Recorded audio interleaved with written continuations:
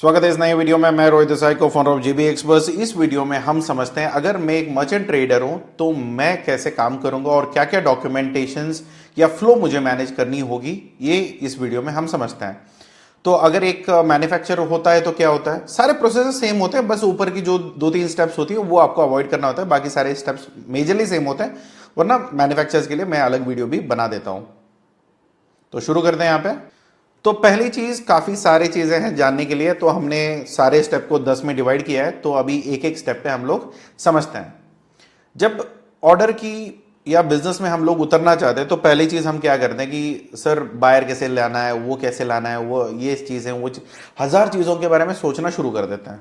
और काफी इतना कॉम्प्लिकेट होता भी नहीं है जिंदगी जितना हम कॉम्प्लिकेट कर देते हैं।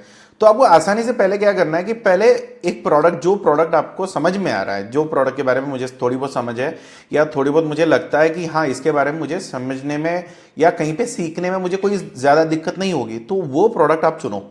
क्योंकि सबका अपना अपना यूनिकनेस है। अभी देखो, किसी का लुब्रिकेंट में नॉलेज है, किसी को सब्जियों में नॉलेज है, किसी को कुछ और में नॉलेज है, किसी को कुछ भी नॉलेज नहीं है। ठीक है, कुछ भी नॉलेज नहीं है तो घूमने तो जा सकते हो ना। आप थोड़ा मार्केट घूमने जाओ और चीज़ें चुन के देखो कि हाँ ये प्रोडक्ट थोड़े समझ में है, ये हमारे यहाँ पे उगता है। अगर जहाँ से वो बंदे से जिसने माल वहाँ पे रखा है उसको भी पूछ सकते हो कि भैया ये मटेरियल कहाँ से आता है। तो आप पूछ सकते हो कि नहीं इसका बिजनेस मैं करना चाह रहा हूँ, तो अगर क्या है कैसा है थोड़ा बहुत इन्फॉर्मेशन तो ले ही सकते हो। अगर आप छोटे गांव से हो या सिटी से हो, सिटी में तो कोई बात ही नहीं करता, वो तो खैर की है। मगर गांव में आपको इन्फॉर्मेशन थोड़ी अच्छी खासी मिल जाती है, क्योंकि हम भी गांव से आते हैं तो हमें पता है कि हाँ गांव में थोड़ी बहुत बैठ के थोड़ी बहुत समझा भी देता है कि भैया ये मत करो, इसमें ज़्यादा दिक्कत वाला है, ये करो ये फ़ायदा वाला है, ऐसे ऐसे काफ़ी सारी इनपुट्स आपको मिल जाता है। सिटी में तो ऐसे भाईचारा तो है ही नहीं, तो देख लो। मगर पहली चीज़ आपको क्या होता है कि पहले प्रोडक्ट पकड़ लिया, तो प्रोडक्ट के सामने आपको चाहिए मैन्युफैक्चरर, क्योंकि हम तो मैन्युफैक्चर करते नहीं है। या ऐसा हो सकता है कि हमने जितना क्वांटिटी हमें एक्सपोर्ट करना है, पहले ये दो चीज़ आप पहले ही जान लो कि ये क्या एयर शिपमेंट में जाएगा, क्या सी शिपमेंट में जाएगा, क्या ये मुझे एलसीएल में करना है, क्या एफसीएल में करना है। अगर एलसीएल एफसीएल अभी भी कंफ्यूजन में है, काफ़ी सारे वीडियोस डल चुके हैं, तो प्लीज़ जाके देख लो, वहाँ पे दिक्कत नहीं करना है। क्योंकि जब भी कोई भी प्रोडक्ट अगर एफसीएल जाता है तो उससे कम के नीचे का ऑर्डर मिलना ही नहीं है, तो फिर वो ध्यान में रखो। अगर वो एलसीएल और एफसीएल दोनों में जाता है तो फिर वो प्रोडक्ट आपके लिए फ़ायदेमंद है। तो कभी भी ऐसा नहीं होगा कि सर वेजिटेबल्स मुझे भेजना है, एलसीएल पे भेजना है। तो एलसीएल में आपको देख लो कि कौन से वेजिटेबल्स आप भेज रहे हो, उसके चक्कर में आपकी सब्जियां खराब नहीं होना चाहिए, उसका ध्यान रखो। तो ऐसे अगर आपने एक मर्चेंट ट्रेडर हो, आपको एक्सपोर्ट करना है, तो अभी आपको क्या करोगे, आप एक मैन्युफैक्चरर से बात करोगे, जो सप्लायर है या डोमेस्टिक सप्लायर है या मर्चेंट ट्रेडर है, या मंडी से आपने माल उठाने की बात करी है, वहाँ पे किसी के साथ आपने टाई अप करके आते हो, तो आपको पता होना चाहिए कि क्या प्रोडक्ट है, क्या क्वालिटी है, क्या स्पेसिफिकेशंस है, कितने में पैक हो सकती है, और कैसे उसका सीजन रहने वाला है, और क्या प्राइजेस पे उसका ऊपर नीचे हो सकता है। पहली चीज़, काफ़ी लोगों की कॉन्वर्जेशन पहली मीटिंग में अच्छी नहीं होती है, तो काफ़ी बार ऐसे ही होगा कि यार उसने मुझे ठीक से बात नहीं किया, इससे मैं धंधा नहीं करूँगा। देखो क्या होता है ना, सबको अपना धंधा लेके बैठा है और किसी और के लिए हमारे पास कभी किसी को टाइम नहीं होता। तो आप क्या करो कि जब भी जिससे भी अगर ठीक ठाक बात नहीं कर रहे हैं ना, वो आपके लिए सही बंदा है, अगर मैं सही बोलूं, क्योंकि उसको बिजनेस से मतलब है। कल अगर आप बिजनेस लाओगे तो आपसे भी वो ठीक से ही बात करेगा। तो ऐसे ही लोग ही चाहिए होते हैं, तो कोई फालतू में बैठे के गप्पे मारने के लिए कोई लोग नहीं चाहिए हमें, हम तो दोस्त नहीं ढूंढ रहे। तो हमें बिजनेस के लिए लोग चाहिए जो बिजनेस पार्टनर्स बन सकते हैं, जो पॉइंट पे बात करें और अपना हिसाब से बात करें और काम निकलना शुरू करें। तो जब अपनी काम की बात आ जाती है, जो ज़्यादा बोलता है, अगर मान के चलो कि ज़्यादा ही चढ़ा रहा है, तो देख लो वहाँ पे कुछ गड़बड़ी है, तो ये बंदा मेरे एक्सपीरियंस के हिसाब से काफ़ी गड़बड़ निकल जाता है। तो आप देख लो कि ओवरऑल आपके गांव, आपके शहर, आप कहाँ पे रहते हो, क्योंकि जहाँ तक हमने दुनिया देखी है तो काफ़ी बार हमको इतना तो पता चल चुका है, राइट। तो आप देख लो कि किस तरीके से काम होता है और किस तरीके लोगों से आपकी उठना बैठना होता है, तो उसके अकॉर्डिंगली आप एक सप्लायर या मैन्युफैक्चरर को आप बात करते हो। फैक्ट्री भी हो सकती है। अभी काफ़ी सारे कंपनीज ऐसे हैं जो मैन्युफैक्चरिंग, कभी उन्होंने एक्सपोर्ट के बारे में सोचा भी नहीं है, वो लोकल में ही बना रहे हैं, लोकल में ही मर रहे हैं और लोकल में ही उनको मरना है। तो तब क्या होता है कि अगर आप जाके उनको बोलोगे कि भैया मुझे एक्सपोर्ट में काम करवाऊंगा और आप मुझे इतना इतना दे देना और मुझे कितने में माल दोगे ये बता दो, तो उसके अकॉर्डिंगली आप उसका ऑर्डर हिसाब से कर सकते हो। और हमेशा एक चेक कर लेना कि वो व्हाइट लेबलिंग के लिए मानते हैं या नहीं है। व्हाइट लेबलिंग का मतलब ना मेरे नाम पे माल बिकेगा ना आपके नाम पे माल बिकेगा, माल बिकेगा जो बायर का नाम है। तो उसके लिए आपको अग्रीमेंट करना पड़ेगा, बाकी सारी चीज़ें मैं आगे वीडियोस में बताऊंगा। मगर इतना समझ के आप उस सप्लायर या उस फैक्ट्री को आप आइडेंटिफाई करते हो, तो उसके साथ उसको आपके मिलके काम करना है। तो यहाँ पे क्या होता है कि एक कॉन्ट्रैक्ट, या अगर आप लंबा काम कर रहे हो, एक बार का काम नहीं है, अरे कोई इंक्वायरी आ गई अचानक से, तो मैंने वो इंक्वायरी को मैंने उसको आगे थमा दिया और वहाँ से मैंने पैसे कमीशन ले लिया। अगर वो करना है तो वो तो अपॉर्चुनिस्ट है, कभी भी किसी भी डील पे आप कर सकते हो। मगर आपको लंबा काम करना है, मान के चलो कि आपको बहुत लंबा काम करना है और आप ही के एक्सटेंशन पे काम करनी है, तो एक प्रॉपर फ्रेमवर्क बना लो, अग्रीमेंट बना लो। अगर अग्रीमेंट की कॉपी चाहिए होगा तो हमसे पूछ लेना, एक लीगल पूरी फ्रेमवर्क हम दे देंगे। एक मैन्युफैक्चरर और मर्चेंट ट्रेडर के बीच में क्या अग्रीमेंट होनी चाहिए, क्या पेमेंट टर्म्स होनी चाहिए, वो सारी चीज़ें हम लोग नेगोशिएट करके आपको प्रॉपरली एक अग्रीमेंट बना के दे देंगे। उसमें जैसे भी ऊपर नीचे करना है तो हमें बता दीजिए, तो उसके ऊपर नीचे हम लोग करके आपको फाइनल डॉक्यूमेंट हम दे देंगे। तो इसमें क्या होता है कि आपको पूरा प्रोसेस समझ में आ जाएगा, कैसे उसके साथ मुझे डील करना है ये आपको पता चल गया। जैसे ही ये सारी चीज़ें यहाँ पे फाइनलाइज हो जाती है, तो उसके बाद आता है नेक्स्ट स्टेप, जो बायर के कंफर्मेशन। क्योंकि अभी बायर भी तो चाहिए। अभी मैंने पक्की कर ली मेरे मैन्युफैक्चर के साथ, वहाँ पे मेरी बहुत अच्छी बात हो गई, वहाँ से मुझे माल मिलने वाला है और ये प्राइस पे मुझे मिलेगा, मुझे आगे माल बेचना है। अभी किसी को तो बेचना है, क्योंकि बायर भी तो चाहिए। तब आप क्या करोगे, जब बायर से आपको बातचीत हो जाती है, जो प्रोडक्ट आप कन्विंस करोगे कि मेरे पास ऐसा मैन्युफैक्चर है, जो मैं मर्चेंट ट्रेडर हूँ, या आप खुद ही उसको, ये हो सकता है कि काफ़ी बार मर्चेंट ट्रेडर के नाम पे लोग ना बोलते हैं यार ये बिचौलिए लोग हैं, मतलब मिडल मैन है या ब्रोकर है, कमीशन एजेंट है। काफ़ी बार हम भी ये चीज़ें सुनते हैं, तो यार जेबी एक्सपर्ट्स कमीशन लेता है बीच में, राइट। देखो हक का तो ले रहे हैं, ऐसे कोई चैरिटी का तो चोरी तो नहीं कर रहे हैं, मगर जो भी है लोगों को लगता है कि यार मिडिल मैन ना ज़्यादा कमीशन ले लेते हैं, इनके चक्करों में ना हमारा लॉस हो सकता है। मगर होता है हमारा बहुत कम कमीशन है, मगर फिर भी अभी स्टीरियोटाइप दुनिया है, एक बार सोच लिया तो सोच लिया, अभी क्या कर सकते हैं, किसी का सोच थोड़ी ना बदल सकते हैं। तो क्या होगा कि अभी उनको काफ़ी बार ऐसा लगता है कि यार ये तो बीच वाले लोग हैं, ये तो कमीशन खाएंगे। तो उस चक्कर में क्या होता है कि हम लोग अग्रीमेंट इस हिसाब से करते हैं कि हम लोग डायरेक्टली मैन्युफैक्चर को रिप्रेजेंट करते हैं। तो वहाँ पे क्या होता है कि डायरेक्टली जब आप मैन्युफैक्चर को रिप्रेजेंट करते हो, तो अग्रीमेंट मेरा बायर के साथ यही है, क्योंकि उसको तो कभी एक्सपोर्ट करना नहीं था, हमने उसको रास्ता दिखाया, अभी उसको ऑर्डर भी हम ही लेके आएंगे और लंबा टाइम के लिए हम लोग कॉन्ट्रैक्ट में रहेंगे। तो हमें अगर उसके साथ, अगर ईमानदार बंदा है, तो उसके साथ हम लोग आगे काम भी कर सकते हैं। तो ये दिक्कत नहीं आएगी। तब आप बायर को क्या बोल सकते हो कि आप खुद ही मैन्युफैक्चर हो, अगर उसको फैक्ट्री विजिट करानी है, आप फैक्ट्री में ही बैठ के काम करो, क्योंकि आपको कोई ऑफिस रजिस्टर करने की जरूरत नहीं पड़ती तब, क्योंकि आपके फैक्ट्री रिप्रेजेंट कर रहे हो, खर्चा कम होगा, फैक्ट्री में बैठ के काम का सीख सकते हो, वो भी आपके लिए बेहतर है। और उसके साथ ही साथ आप बायर को भी डायरेक्टली विजिट करा सकते हो, उसमें भी कोई आपको दिक्कत नहीं रहेगी, रेपुटेशन एक बार बन जाता है।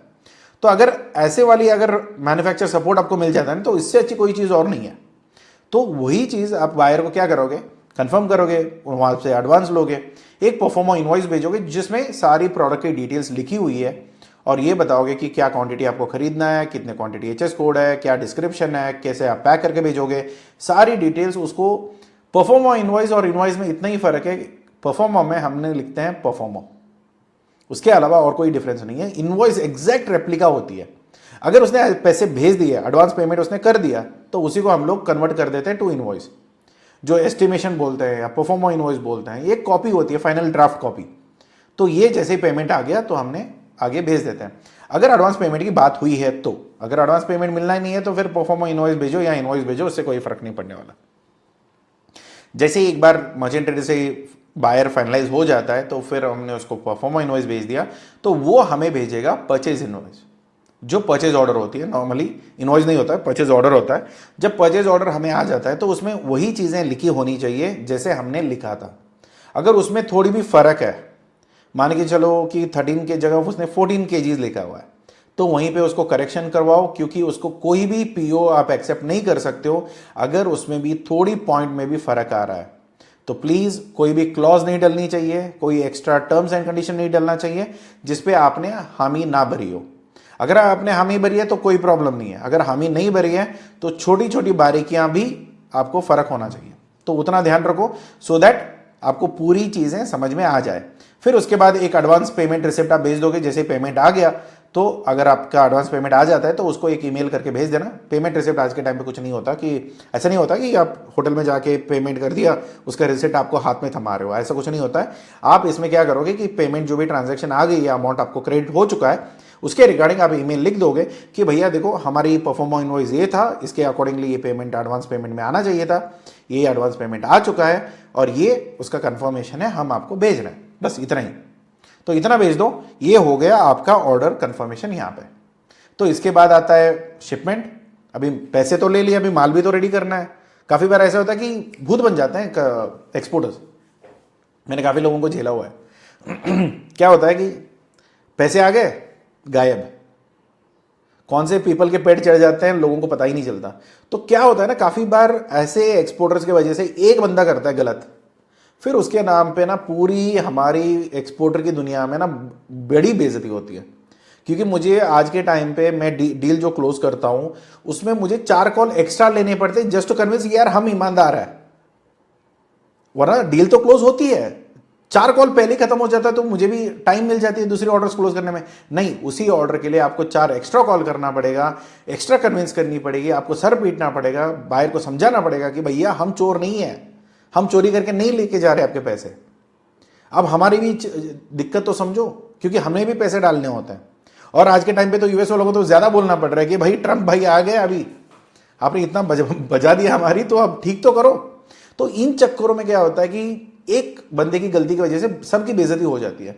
तो ये काफी कुछ मार्केट में है, लोग अभी सब तरीके से मिलने वाले तो है ही। तो अब क्या होता है कि हमें भी दिक्कत होता है पेमेंट्स में वगैरह में। तो क्या होता है कि उनको काफ़ी किसी ने धोखा दिया होगा, अभी हमारे नाम पे बिल फटने वाला है, तो थोड़ी बहुत आप हाथ पैर मार के ऑर्डर निकाल लेते हो। निकालने के बाद कैसे भी आपको पेमेंट आ गया है तो प्लीज़ काम करना शुरू करो उसी दिन से। जब आपका पेमेंट आ गया, आप बायर को डायरेक्टली, सप्लायर को जो कंफर्मेशन दोगे कि भैया एक्सपोर्ट ऑर्डर की कंफर्मेशन आ जाएगी, इंटरनल जो कम्युनिकेशन करनी है सप्लायर से या मैन्युफैक्चरर से उसको बता देना कि मुझे इस तरीके से चाहिए, ये प्रोडक्ट चाहिए, इतने में पैकेजिंग होनी चाहिए, इतने में प्रोसेसिंग होनी चाहिए और इतना दिन ही है मेरे पास सप्लाई करने के लिए, 4 दिन कम बताओ, कोई दिक्कत नहीं है। जब अग्रीमेंट अगर उनके साथ अगर शेयर नहीं कर तो उनको बोल देना कि भैया 4 दिन पहले ही मुझे माल रेडी होना चाहिए, ऐसा ना हो कि ऑर्डर के डेट निकल जाए, ड्यू डेट निकल जाए, उसके बाद हम सप्लाई कर रहे हैं। तो ऐसा कभी मत करना, जो भी है उसी दिन आपको काम करके निकलना है। फिर उसके बाद आता है प्रोक्योरमेंट प्लानिंग। अगर जो सप्लायर की अगर कुछ सप्लायर के एंड से थोड़ी बहुत प्रोडक्शन शुरू करना है या कुछ और चीज़ें चाहिए होगा या उसके रॉ मटेरियल्स अगर मिल नहीं रहे हैं, तो ये सारी चीज़ें नॉर्मली मैन्युफैक्चर जानता है, वो अपना काम वो कर लेगा। देखो क्या होता है ना, जब मर्चेंट है तो सारा कंट्रोल आपके पास नहीं होता है, आप मैन्युफैक्चर के ऊपर चढ़ नहीं सकते।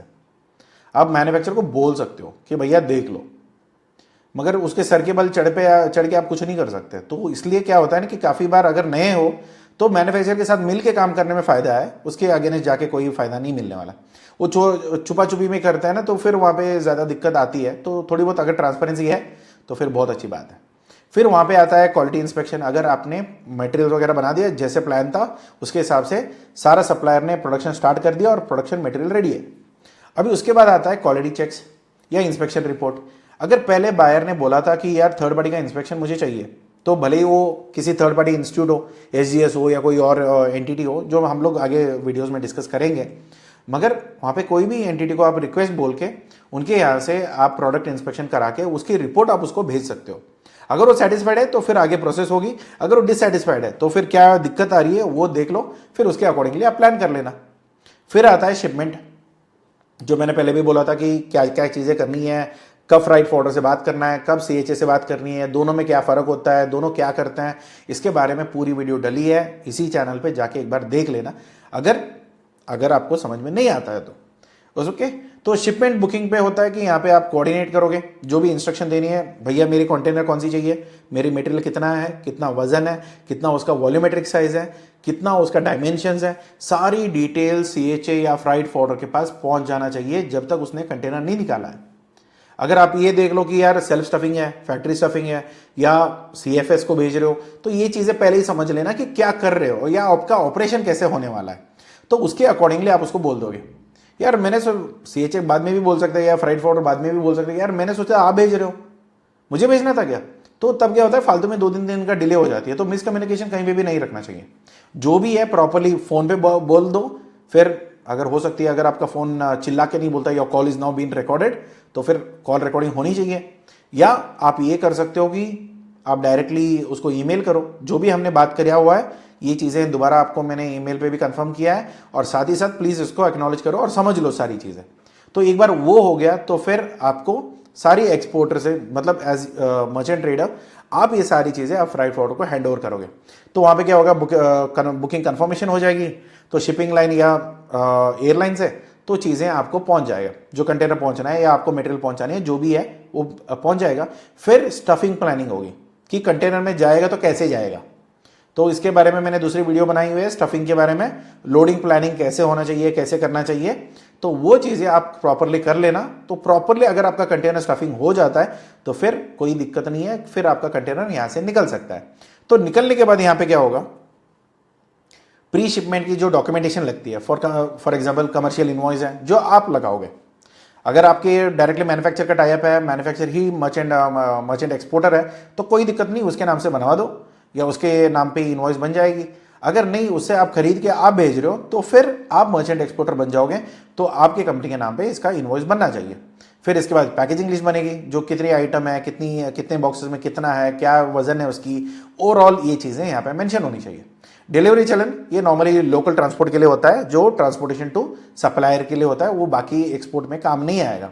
उसके बाद आता है ट्रांसपोर्टेशन डॉक्यूमेंट, LRO GRO जो भी है, ये नॉर्मली ट्रांसपोर्टर से ही आपको मिलेगा, रोड से या रेल से, वरना इसका कोई ज़रूरत आपको सी या एयरलाइंस में तो नहीं मिलेगी। फिर यहाँ पे आती है LUT का, अगर यहाँ पे कोई ड्यूटी एग्जेम्पशन आप ले रहे हो या GST एग्जेम्प्टेड ले रहे हो तो LUT या बॉन्ड के अंदर आप ले सकते हो। इसके बारे में हम लोग सेपरेट वीडियो भी बनाएंगे, अगर हो सकता है तब तक, ज़्यादा देर ना हो जाए क्योंकि सारे वीडियो शेड्यूल नहीं होता है। तो आप एक काम कर सकते हो, आप जाके ना अपने CA से बोल सकते हो कि भैया मुझे LUT भी निकाल के दे दो, सो दैट कल जाके अगर मुझे LUT के अंदर मुझे एग्जेम्पशन लेनी है तो मैं पहले ही ले सकता हूँ। ठीक है, तो ये यहाँ पे पूरी प्रोसीजर समझाया जा सकता है। फिर इसके बाद आता है पोर्ट क्लियरेंसेस, कस्टम या पोर्ट क्लियरेंसेस। कस्टम्स या पोर्ट क्लियरेंसेस में काफ़ी बार क्या होता है ना कि जब मैं रिकॉर्डिंग करता हूँ साथ ही साथ बाकी कुछ भी चलता रहता है, तो थोड़ी बहुत डिस्टर्बेंस आ सकती है, सो प्लीज़ डोंट माइंड। तो यहाँ पे कस्टम्स या पोर्ट क्लियरेंसेस में क्या होता है कि जब हमने CHA से बात कर दिया, फ्राइट फॉरवर्डर से बात कर दिया और हमने सारी मटेरियल्स उनको हैंड ओवर कर दिया, तो उसके नेक्स्ट प्रोसीजर्स क्या होता है, आपके पास आइस गेट का लाइसेंस मतलब या लॉगिन क्रेडेंशियल्स होना चाहिए। वो एक बार का प्रोसेस होता है, एक बार कर दो तो आपका आइस गेट एक्टिवेट हो जाता है। उसमें आपका अपना CHA को रजिस्टर कर दो, सो दैट वो लोग आपके लिए ये काम करके देंगे। जो भी शिपिंग बिल फाइल करना होता है ये ऑनलाइन होती है, आइस गेट में हो जाता है। अभी देखो क्या होता है ना, सर ये CHA से क्यों करानी है, मैं खुद ही करा देता हूँ, मैं पैसे बच जाएंगे। क्या होता है ना, कुछ चीज़ें वहाँ पे मेंशन करना होता है, अगर थोड़ी आपने ऊपर नीचे कर दिया आपको शायद बेनिफिट ना मिले या चीज़ें ना मिले। तो एक पूरी प्रोसीजर प्रॉपरली अगर आप ढंग से मैनेज कर लेते हो या प्रोफेशनल से आप मैनेज करने देते हो तो कोई प्रॉब्लम नहीं है, क्योंकि उनका दिन भर का अगर 200 के ऊपर वो फाइलिंग कर रहे हैं तो फिर उनको तो ज़्यादा पता है आपसे। अभी करने के लिए आप भी कर सकते हो, कोई 2-3 यूट्यूब वीडियो निकाल दिया किसी ने, कोई CHA तो बैठे रहते हैं, कोई वीडियो बना के डाल दिया होगा तो वो देख के आप कर सकते हो, कोई दिक्कत नहीं है। मगर काफ़ी बार क्या होता है कि चीज़ें अपडेट होती है, कुछ चीज़ें चेंज होती है, कुछ चीज़ें रूल्स एंड रेगुलेशन चेंज होता है। तो काफ़ी जगह अगर आपको करना नहीं आया, तो अगर प्रोफेशनल्स को आपने नहीं दिया, तो काफ़ी बार ऐसा हो सकता है कि आप बहुत गलती से कुछ भी एंटर हो गया तो फिर उसकी टाइपो एरर हो सकता है, बाकी सारी चीज़ें हैं, तो इसमें दिक्कत आ सकती है। जहाँ तक मेरी बात मानोगे तो प्रोफेशनल्स को दे दो, भले 100 रुपये ज़्यादा चले जाए कोई दिक्कत नहीं है, मगर आपका शिपमेंट ठीक ढंग से निकल जाएगा। हाँ, अगर उनको देने के बाद अगर गड़बड़ी होती है तो फिर उनको पकड़ो, वरना तो ज़्यादा दिक्कत नहीं होना चाहिए। जहाँ तक मैंने देखा है फ्राइट फॉरवर्डर्स बहुत अच्छे तरीके से पूरा काम कर लेते हैं, ज़्यादातर प्रोफेशनल्स लोग तो कर ही लेते हैं, तो ज़्यादा उसमें प्रॉब्लम नहीं है।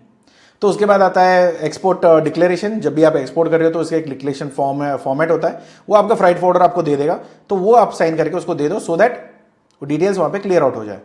तो इसके बाद आता है इंस्पेक्शन सर्टिफिकेट। अगर कोई कंप्लायंसेस है इंपोर्टर कंट्री का, अगर कोई इंपोर्टर कंट्री चाहता ही है कि हर शिपमेंट से पहले मेरी इस एजेंसी के अंडर आपको ये सर्टिफिकेशन करना ही करना है, तो फिर उसकी इंस्पेक्शन सर्टिफिकेट करवा के फिर उसी एजेंसी से आपको कराना है। कि ऐसा नहीं कि मुझे ये सस्ता पड़ रहा है तो इस एजेंसी मैंने करा दिया। आपको देखना होगा कि कौन सी उनको इंस्पेक्शन सर्टिफिकेशन मैंडेटरी है, या वो लोग किसको अथॉरिटी दे रहे हैं, क्या एक्सपोर्ट इंस्पेक्शन काउंसिल को दे रहे हैं या किसी और एजेंसी को दे रहे हैं, ये पहले देख लो। क्योंकि वो लोग normally government to government agency के अंदर ही टाई अप होते हैं, बट स्टिल आप एक बार देख लेना, पूछ लेना, फिर उसके अकॉर्डिंगली आप प्लान कर सकते हो।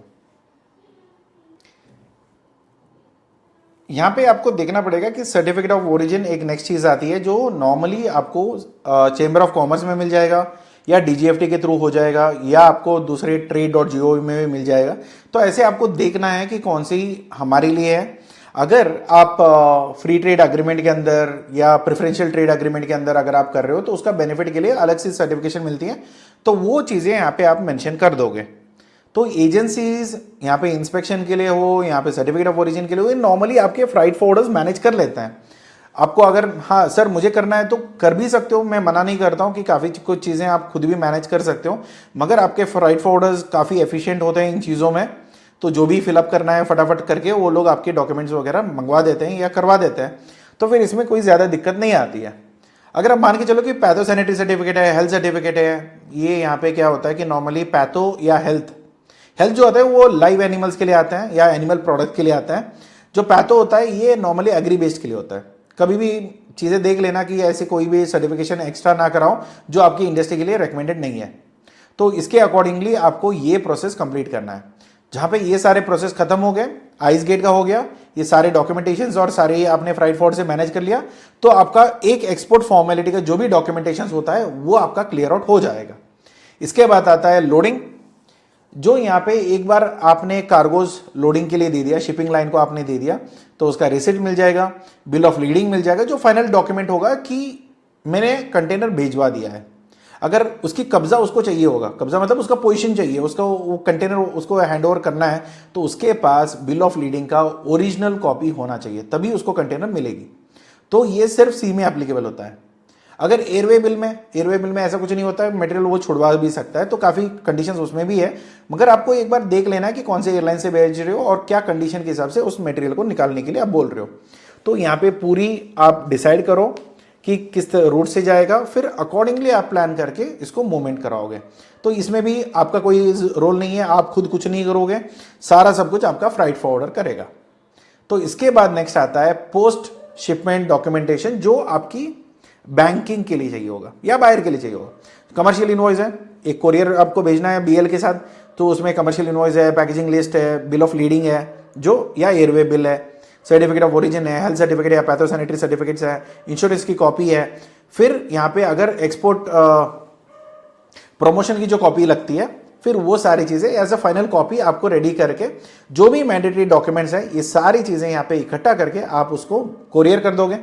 अगर ये पेमेंट आपको, पेमेंट टर्म अगर आपका एडवांस में आ चुका है, नहीं ये एलसी के अंडर है, तो फिर आपको बैंक को सारे डॉक्यूमेंट्स देनी पड़ेगी, या ये सारी चीज़ें लेके जाके आपको बैंक को देना पड़ेगा। अगर आपका डॉक्यूमेंट अगेंस्ट पेमेंट है या डॉक्यूमेंटेशन अगेंस्ट एक्सेप्टेंस है, तो जो भी चीज़ें हैं तो आपको प्रॉपरली ये रूटिंग देखना पड़ेगा कि ये वाया बैंक जाएगा या डायरेक्टली वाया कोरियर। तो ये डिसाइड करो, ये डिसाइड आप तब करोगे जब आपका पेमेंट टर्म क्लियर है, तब ये चीज़ें समझ में आ जाएगी, तो फिर उसके अकॉर्डिंगली आप पुश आउट कर सकते हो। तो इसके बाद आता है बैंक नेगोशिएशन, जहाँ पे आप ये बोलोगे, उनको बता दोगे कि भैया देखो मेरा पेमेंट आना चाहिए था, इतना पेमेंट आ चुका है, क्योंकि आपने सारे डॉक्यूमेंट्स दे दिए, आपने पेमेंट तो क्लियर हो गया। अगर वो एलसी के अंदर है तो बैंक दे देगा, अगर थोड़ा डिले है, थोड़ा एडवांस में है, तो वो सारी चीज़ें आप जैसे भी आपका पेमेंट टर्म है, जब भी पैसे आ गए तो फिर आप बैंक को जाओगे, उनको बोलोगे ईबीआरसी निकालने के लिए, बैंक रियलाइजेशन सर्टिफिकेट, जो आज के टाइम पे ईबीआरसी माना जाता है। तो इलेक्ट्रॉनिक है, तो बैंक आपको डायरेक्टली ईबीआरसी निकाल के दे देगा। अगर कुछ बैंक है यहाँ पे जो मार्केट में कि वो लोग ऑनलाइन में ही डैशबोर्ड है, जहाँ पे अगर पेमेंट आपका दिख रहा है उसको मैच करिए, उसको सबमिट कर दीजिए, तो ऑटोमेटिकली आप ईबीआरसी निकाल सकते हो अपने ही सिस्टम से, आपको बैंक जाने की भी जरूरत नहीं है। और नॉर्मली आज के टाइम पे बैंक ईबीआरसी फ्री में देते हैं। कुछ बैंक है आज भी बाबा जमाने वाले जो आज भी सबके लिए पैसे मांगते हैं, तो देख लेना आपको जो भी ठीक लगे। तो एक बार आपका इनवर्ट रेमिटेंस आ गया, तो आपके पैसे जब डॉलर्स में आते हैं उसको इनवर्ट रेमिटेंस बोलते हैं। जैसे फॉरेन इनवर्ट रेमिटेंस आ जाता है तो उसके लिए उसका सर्टिफिकेट एक निकलता है जो सेटलमेंट हो चुका है। इसका मतलब ये कि आपका एडवांस और आपका फुल पेमेंट दोनों मैच करते हैं और बोल देते हैं कि भैया पूरी एक इनवॉइस का जितना भी हमने एक्सपोर्ट किया था या जितना वैल्यू पे हमने एक्सपोर्ट किया था वो सारी चीज़ें मेरी यहाँ पे क्लियर आउट हो चुकी है। तो ये हो गया फाइनल आपका प्रोसीजर। जब ईबीआरसी हो जाता है तो आरबीआई रिलैक्स हो जाता है। आरबीआई बोलेगा भैया ये तो ठीक ठाक इन्होंने काम किया, मुझे कोई दिक्कत नहीं है। मगर यहाँ पे काफ़ी बार ये भी हो सकता है कि अगर आपका पेमेंट थोड़ा भी फ्लक्चुएशन में रहा तो ईबीआरसी नहीं निकलेगी। तो पहले वो थोड़ा देख लेना, इसके लिए बैंक की सपोर्ट चाहिए, फिर आपकी बैंकिंग सिस्टम की थोड़ी बहुत समझ होना चाहिए। तो वरना बैंक वाले भी बेवकूफ़ बना सकते हैं, या प्रोसेस थोड़ा बहुत ठीक से समझ लीजिए। अगर कोई दिक्कत आती है तो हम तो बैठे हैं, हमसे तो बिल्कुल ही पूछ सकते हो। इसके बाद आता है पोस्ट एक्सपोर्ट कंप्लायंसेस। अभी हो गया हमारा सारा, एक्सपोर्ट हो गया, पेमेंट आ गया, सब कुछ हो गया, अभी मैं सोने जाऊं? नहीं, आपको क्या करना है, बेनिफिट भी तो लेनी है। आपको जीएसटी का रिफंड है तो ये भी तो चाहिए होगा। तो जब EBRC निकल के आती है तो फिर आप ये फाइलिंग करोगे कि जो जीएसटी आपने पे किया था उसका रिफंड के लिए डालोगे। उसके साथ ही साथ आप सीए को बोलोगे कि रिफंड डाल दो, और रोड टैप का जो भी बेनिफिट है ये आप अपने CHA से भी करा सकते हो, या अपने सीए भी केपेबल इनफ है तो उनको भी आप बता सकते हो कि भैया देखो ये सारे क्लेम्स आपको डालने थे, इसको फाइल कर देना प्लीज़। तो ये सारे जो फाइल पोस्ट रियलाइजेशंस होती है, ये सारी चीज़ें फाइनल रिकॉर्ड आप सबमिट कर दोगे तो आपको सारा इंसेंटिव्स यहाँ पे मिलना शुरू हो जाता है। काफ़ी लोगों का ये सवाल होता है, सर अगर बायर डिफॉल्ट कर गया, मेरा पेमेंट नहीं आया, अगर मुझे इंश्योरेंस कंपनी ने पैसे दिए तो क्या ये चीज़ें मिलेगी? बिल्कुल मिलेगी। देखो क्या होता है ना, हमारे सिर्फ एक्सपोर्ट से मतलब है, हमने एक्सपोर्ट किया, हमारे पैसे आने चाहिए। किसने दिए ये हमारा कोई मतलब नहीं है। अगर बायर ने दिया बहुत अच्छी बात है, अगर बायर ने नहीं दिया, उसने डिफॉल्ट किया, तो मैंने उसके अगेंस्ट मैंने इंश्योरेंस ले रखा था, तो इंश्योरेंस कंपनी ने पैसे दिए, तो क्या मुझे ये रोड टैप या बेनिफिट जो भी इंसेंटिव्स है ये मिलेंगे? बिल्कुल मिलेंगे, आप बिल्कुल क्लेम कर सकते हो। इसमें एक ही चीज़ है कि पैसे आपको अकाउंट में आ जाना चाहिए। आ गया तो फिर सेटलमेंट दिखा दो, DGFT से अप्रूवल ले लो, फिर उसके बाद सारे क्लेम्स के लिए आप डाल देना और आपका रिकॉर्ड एकदम क्लियर हो जाता है। और फिर ये रिकॉर्ड जो भी आपका बैंक का डॉक्यूमेंट्स है, जो भी आपको इकट्ठा करना है, इकट्ठा करके एक फाइल करके मिनिमम 5 साल के लिए संभाल के रख दो। तो ये मिनिमम रिक्वायरमेंट आपके लिए रहेगी। ये पूरी एक्सपोर्ट प्रोसीजर्स है। अगर आप एक मर्चेंट ट्रेडर हो तो मुझे लगता है कि आप थोड़ी बहुत समझ चुके हैं। अगर कोई डाउट है तो कमेंट बॉक्स खुला है। अगर आपको एक्सपोर्ट इंपोर्ट बिजनेस में काफ़ी चैलेंजेस है, लगता है कि बहुत मुश्किल है, मुझे नहीं समझ में आता, या मुझे करने के लिए नहीं होगा क्योंकि अभी मुझे प्रोक्योरमेंट भी संभालनी है, काफ़ी लोगों का ना सांस इधर ही फूल जाता है ये दो चीज़ों में।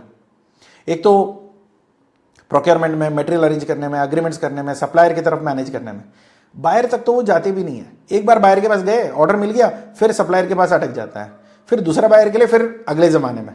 तो क्या होता है ना, ये चीज़ें थोड़ी दिक्कत आ जाती है। अगर आपका पहिया हर बार घूमता नहीं है, अगर आपकी गाड़ी के सारे पहिए एक बार घूम नहीं रहे इकट्ठे, तो फिर गाड़ी ज़्यादा दूर नहीं जाएगी, या गाड़ी कहीं नहीं जाएगी। 2 पहिए आगे घूम रहे, 2 पहिए पीछे घूम रहे हैं, तो गाड़ी वहीं पे वहीं खड़ी हो जाएगी। तो आपको देखना होगा कि अगर ये चीज़ें आप संभाल सकते हो, सारी ऑपरेशन आप खुद मैनेज कर सकते हो, बहुत अच्छी बात है, आप करो। अगर कहीं पे सपोर्ट की ज़रूरत पड़ती है तो हम हैं। नहीं सर मुझे समझ में नहीं आता क्योंकि मेरा तो ज़्यादातर supplier, product, quality checks, packaging, धोखाधड़ी ज़्यादा होती है, तो रेपुटेशन मेंटेन करना होता है, ये सारी चीज़ें मेरे पे जिम्मेदारी है, तो मैं अकेला ही कर रहा हूँ और बाकी सारी चीज़ें मैं कर नहीं पाऊँगा। तो आप ये सारी चीज़ें यहाँ से यहाँ तक सारी चीज़ें आप आउटसोर्स कर सकते हो। किसको? हमें कर सकते हो। हम पूरी एक्सपोर्ट डिवीजन आप ही के नाम पे सारा एग्जीक्यूट करेंगे। अगर आप चाहते हो कि नहीं आप ही के नाम पे एक्सपोर्ट हो तो हम वो भी कर सकते हैं। नहीं सर मुझे ना क्या है ना, आज के टाइम पे मैं पैसे डाल नहीं सकता, मेरे पास इतने पैसे हैं नहीं, तो आप ओपन ऑर्डर में काम कर सकते हो। आप मटेरियल ले लो, हमें बेच दो, हम आगे उसको एक्सपोर्ट कर देंगे। इसकी डिटेल्स आपको हमारी वेबसाइट में डलती रहेगी। रिक्वायरमेंट जाके पार्टिसिपेट करो, बिड करो, फिर जैसे ही होगा उसके कमीशन बेसिस पे आप काम कर लेंगे। नहीं सर मेरे नाम पे एक्सपोर्ट चाहिए क्योंकि मुझे आपके नाम पे एक्सपोर्ट करके मुझे कोई फ़ायदा मिलने वाला नहीं है, लंबा टाइम मेरा ऐसा नहीं चल सकता, तब आप ये सोच सकते हो कि हाँ ऑनबोर्ड आ सकते हो।